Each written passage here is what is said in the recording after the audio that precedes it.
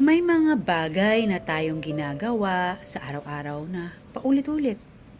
Maglilinis, mag-aayos, magtatrabaho, bukas ganun ulit. Araw-araw, paulit-ulit lang. At walang masama dun.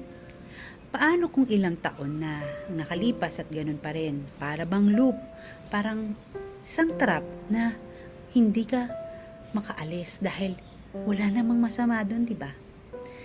Natanong mo na ba sarili mo yung kabuluhan ng mga bagay na ito? How will you make a big difference? Or just a simple difference?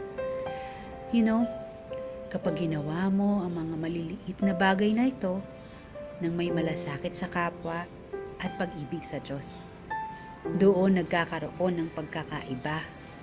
Nagkakaroon ng kabuluhan yung mga maliliit na bagay na ginagawa natin araw-araw. Kaya nga, sabi nga, ipaunawa niyo sa amin na ang buhay namin ay maikli lang upang matuto kaming mamuhay ng may karunungan. For this weekend, huwag mong kalimutang magpahinga dahil ang pahinga ay importante din. And with that, I hope that we'll have the difference that we want to make and mark our lives with a special kind of you. Yung ikaw lang ang makakapagbigay. And that's all for today. I hope that you'll have a meaningful and reflective weekend. Thank you.